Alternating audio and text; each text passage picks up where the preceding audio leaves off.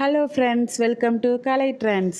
இன்றைக்கி நம்ம என்ன பார்க்க போகிறோன்னா, இங்கே தெலுங்கானாவில் பதுக்கம்மா அப்படிங்கிற ஒரு செலிப்ரேஷன் பண்ணுறாங்க.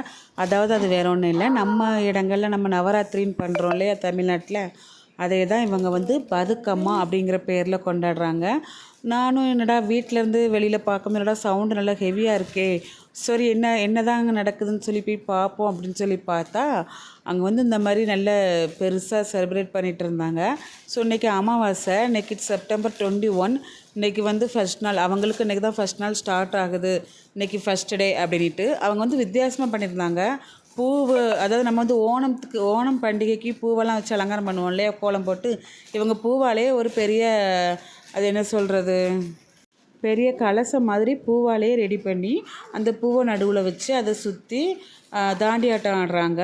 முதல்ல சின்ன குழந்தைங்க சுற்றி தாண்டியாட்டம் ஆடுறாங்க, அதுக்கப்புறமா பின்னாடி பெரியவங்க எல்லாருமே தாண்டியாட்டம் ஆடுறாங்க, எல்லாருமே ஆடுறாங்க. இது நான் இருக்கக்கூடிய அந்த ஏபிஆர் லக்ஸரியா வில்லாஸில் ரொம்ப கிராண்டாக செலிப்ரேட் பண்ணுறாங்க.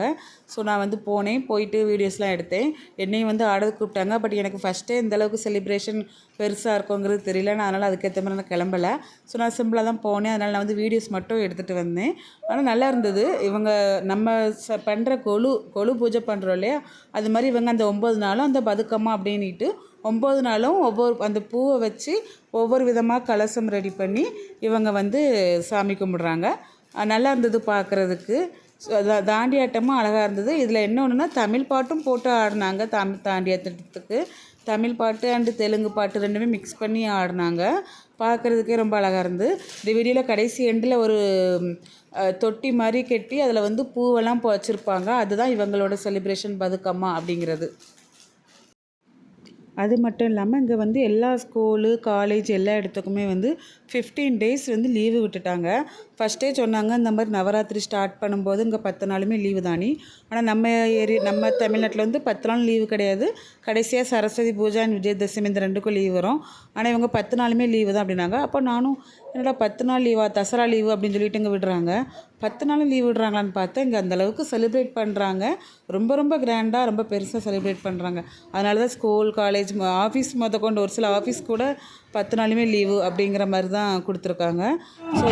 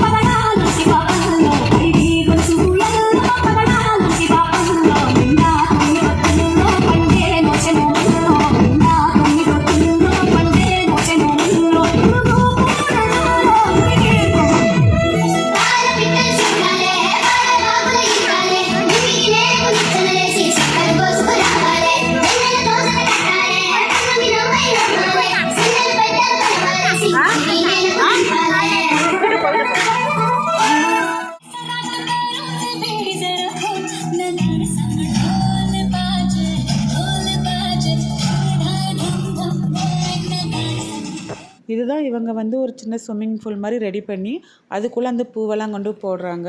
இவங்க ஃபஸ்ட்டு இந்த பூவை வச்சு தாண்டியாட்டம் ஆடிட்டு திரும்ப அதை கடைசியாக முடிஞ்ச உடனே இந்த மாதிரி இந்த தண்ணிக்குள்ளே கொண்டு வைக்கிறாங்க.